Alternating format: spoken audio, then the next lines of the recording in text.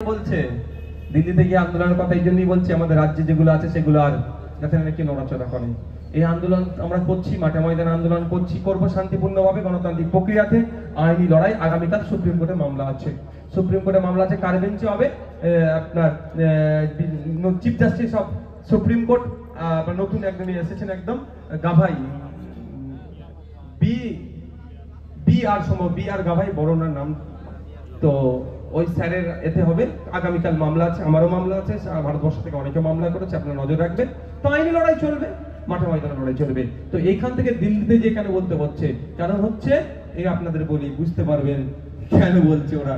বলার কারণটাই হচ্ছে এটা যে আমাদের, আমি একটু যদি তথ্য দিয়ে এটা ধরে একটু পড়ে নেবো, আপনার কোথায় গেল সব কাগজ কাগজ গুলিয়ে এক একার হয়ে যাচ্ছে।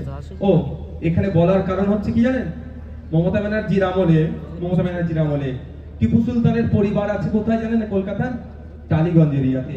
ওখানে 12 বিঘা কবরস্থান সম্পত্তি নিয়ে, 12 বিঘা, কত? 12 বিঘা। ওখানে একটা কাঠার দাম অন্তত 2 থেকে 4 কোটি টাকা। এক কাঠা সম্পত্তির দাম 2 থেকে 4 কোটি টাকা। 12 বিঘা সম্পত্তি, কবরস্থান সব ধুলিসাৎ করে কবরের উপরে বাড়ি করে বসে আছে, বিল্ডিং করেছে এই মমতা ব্যানার্জির আমলে। আমরা যদি আইনকে প্রত্যাহার করতে পারি, ওই 12 বিঘাকে আমরা উদ্ধার করব না? আইনের মাধ্যমে গলায় আঙুল ঢুকাবো, ঢুকিয়ে এসে ফিরাদ হাকিম হতে পারে, সে সিদ্দিকুল্লাহ চৌধুরী হতে পারে, সে জাভেদ খান হতে পারে, সে মমতা ব্যানার্জি হতে পারে, তার ভাইপো হতে পারে। আইনের মাধ্যমে সম্পত্তিগুলোকে বার করব। ভয় পাচ্ছ তো ওই জন্য? দিল্লিতে যা। দিল্লি যাব না কালীঘাটে আন্দোলন করব? কেউ বলতে পারবে না। গণতান্ত্রিক রাষ্ট্র, মোদির আমরা প্রজা নয়, মোদি আমাদের রাজা নয়। মোদিজি আমাদেরকে দেশের প্রধানমন্ত্রী, তাকে 100 বার সম্মান দিতে হবে, সম্মান দেব। মমতা ব্যানার্জি আমাদের রাজ্যের মুখ্যমন্ত্রী, তাকে আমরা 100 বার সম্মান দিতে হলে দেব, তাতে কোনো আমার অসুবিধা নাই। কিন্তু মোদি মমতা যদি বলে, ডাইরেকশন দিয়ে দেয়, কে কি খাবে, কে কি পড়বে, কে কোথায় আন্দোলন করবে, ও নওশাদ সিদ্দিকী মানবে না, যে ইচ্ছা মানো। কারণ আমার একটা সংবিধান আছে, আমার সংবিধান আমাকে প্রোটেস্টের, প্রতিবাদের, আন্দোলনের পূর্ণ স্বাধীনতা দিয়েছে। সুতরাং সংবিধান আমাকে যে স্বাধীনতা দিয়েছে, কোন মন্ত্রী আমার এই স্বাধীনতা কেড়ে নিতে পারবে না। তার জন্য আমার লড়াই চলবে। সাথে আমি বারবার বলি, প্রত্যেকটা জায়গায় প্রোগ্রাম করছি, তো আজকে কোর্টে যাবো, কোর্ট থেকে পারমিশন নিয়ে আসবো, নিয়ে এসে প্রোগ্রাম করবো, মারামারি হানাহানি দেখে যাবো। যেটা বলছিলাম, তো কেন এখানে বলছে বুঝতে পেরেছেন? দিল্লি গিয়ে কবরস্থানের উপরে, কলকাতাতে ওয়াকাফ সম্পত্তির উপরে মদের দোকান। এ দেখুন, 2019 সালে এটা পাবলিশ হয়েছিল।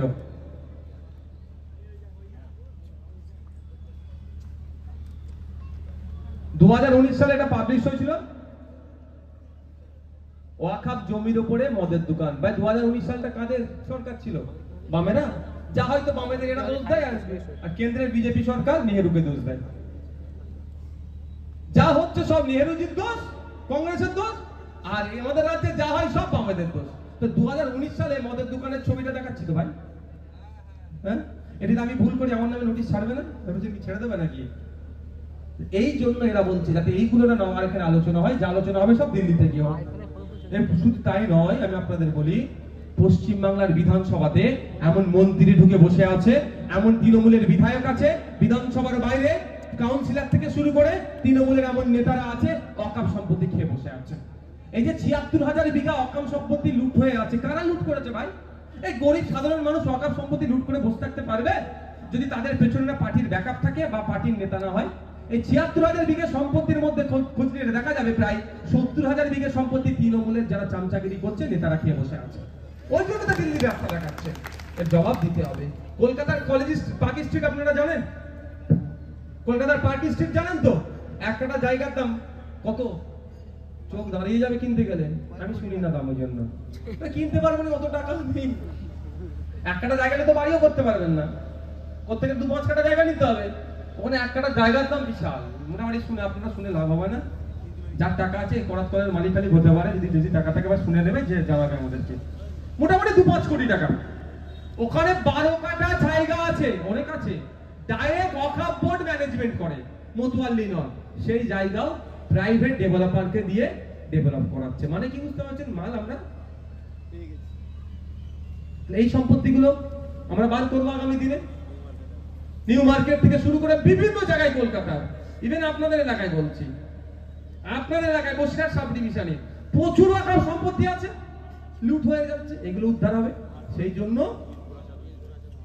পীর গোড়াজাত আব্বাস হুজুরের মাজারের ওখানে 1000 বিঘা ওয়াকাফ সম্পত্তি আছে, মানে 10 বিঘা এখন আছে, কি সন্দেহ আছে? হ্যাঁ, 92 কাটা রেখেছে। এটা কি রাখার দরকার? সবাই মিলে এ করে ও যদি মাজারটা তোলা যেত ওটা আমরা খেয়ে নিতে, ওই মাজার চত্বরটুকু আছে, এগুলো তো বার করবো ভাই। এইবার হচ্ছে 1963 সালের যে আইন দিয়ে দিচ্ছে এরা, যে কোনো সময় বার করার ক্ষমতা ছিল ওয়াকফ বোর্ডের। আপনি আমি ওয়াকফ বোর্ডকে শক্তিশালী করতে পারলে ওয়াকফ বোর্ড বার করতে পারত, কিন্তু মোদিজি যে আইনটা নিয়ে এসেছে আর ওগুলো বার করতে পারবেন না, কারণ তারা বলে 12 বছর হচ্ছে হানাচি তানাচি, এইবার অনেক আইনের ফাঁক দেখাবে। মানে তাহলে ওই 1000 বিঘে সম্পত্তি থেকে 92 কাটা বাকি রইল, মানে 92 কাটাটাই থেকে গেল, আর ওই যে বাকি যেগুলো আছে সেগুলো আর 997 বিঘা সম্পত্তি বিহাত হয়ে গেল, আর নতুন করে উদ্ধার করতে পারবেন না। আইন এমন করেছে, এর বিরুদ্ধে আমরা ওই জন্য করছি, আমরা এর বিরুদ্ধে ওই জন্য করছি। আপনাদেরকে জানিয়ে রাখা দরকার, একটা ভয়ঙ্কর যে আইনটা নিয়ে এসেছে। আপনাদের এখানে যারা মুসলিম সম্প্রদায়ের আছেন, আপনাদের এখানে ঈদগাহ, কবরস্থান, মসজিদ